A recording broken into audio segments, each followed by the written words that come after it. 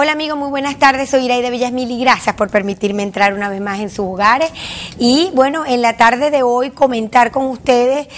el movimiento. Ha habido mucho movimiento político en ciertas decisiones y realidades que definitivamente nos tienen que preocupar, y nos tienen que preocupar porque nos van poniendo en un contexto a los venezolanos de estilo limbo, un contexto que frente al marco internacional adicional, frente a una realidad donde los venezolanos necesitamos que vengan a invertir, y que vengan a invertir porque sencillamente necesitamos más y más plazas de trabajo, pero muchísimas más plazas de trabajo, y sobre todo porque madres como yo y muchas de ustedes que me están escuchando tenemos el sueño que nuestros hijos se preparen pero se queden en este país produciendo, echando para adelante. Pero ¿cómo y de qué manera? Ante un atajo de circunstancias y de situaciones que de verdad agotan y fuera de todo contexto, hay que decirlo así, se vuelven hasta fastidiosas. Lejos de resolver problemas a los venezolanos, a nosotros, de verdad, sentir que se nos están dando respuestas,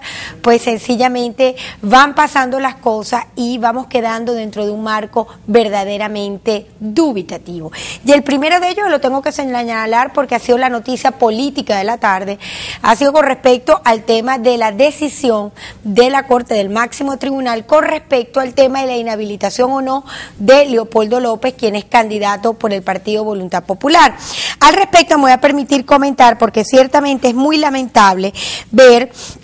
que una vez que casualmente Leopoldo estuvo aquí en Maracaibo y de aquí pues prácticamente se tuvo que ir a Caracas corriendo a enfrentar esta decisión, pues fíjense ustedes que el gobierno nacional dice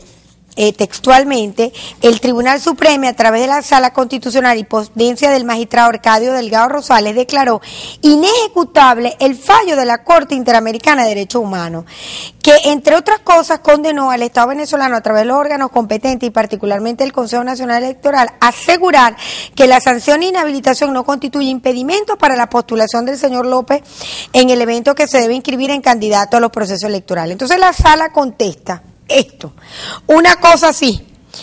dice que no se falla en cuanto a las capacidades políticas de el candidato Leopoldo López, no hay ningún problema, que el fallo está contenido son a los impedimentos de ejercer administrativamente los cargos, más o menos es una cosa así que dice la sentencia, y donde además dice que los estándares para dirimir el conflicto deben ser compatibles con los proyectos políticos de la Constitución del Estado Democrático y Social de Derecho de Venezuela, y no debe afectar la vigencia de dicho proyecto con las elecciones interpretativas. Es decir, nosotros no le estamos impidiendo que se inscriba para el proceso electoral,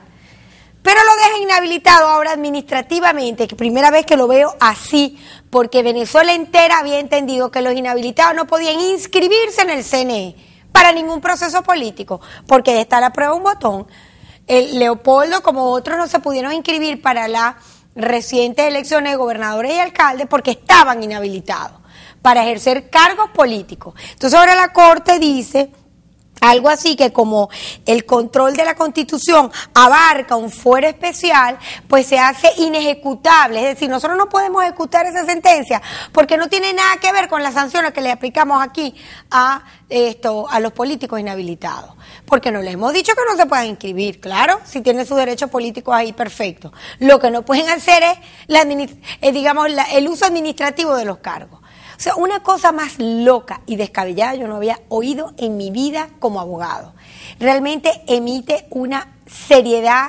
que pone entredicho la capacidad jurídica de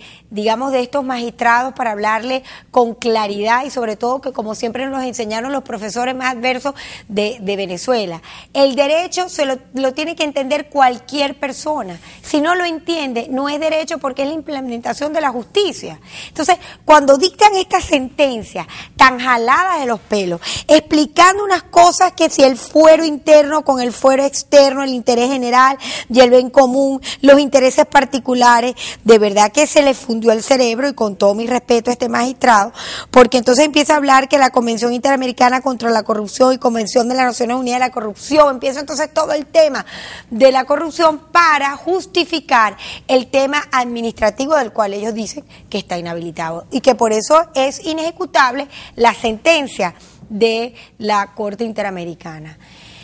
Yo la verdad es que habrá que leerla más. Estamos tratando de interpretar algo que no tiene sentido.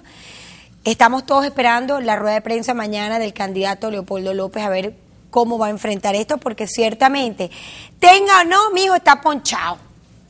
Puedas o no puedas un poquito la mitad del medio, lo cierto es que está clarito, por lo menos la intención del Estado, que es no dejarte gobernar. Y a propósito de estos disloques disparateros, pues fíjense ustedes que en la reciente convención de la CIP, donde se reúnen toda la sociedad de prensa, pues Venezuela vuelve a salir raspada, donde en el año van más de 30 ataques a medios y periodistas. El informe lo presentó el doctor Gilberto Urdaneta, el bloque venezolano y director del diario El Regional, y comentó pues los procesos judiciales que han sido víctimas varios profesionales de ejercicio de la función y en el acceso a las fuentes claves de información, que eso lo sabemos todo porque sabemos lo que sufren los periodistas para poder tener acceso a la información. Entonces seguimos con estos temas tan dilatados y que dejan tanto que decir de lo que el país y Venezuela tiene que ofrecer. Yo lamento que nuestro invitado en la tarde de hoy no haya podido asistir. Me llamó ahorita antes de empezar el programa a decirme que estaba en San Francisco y no había podido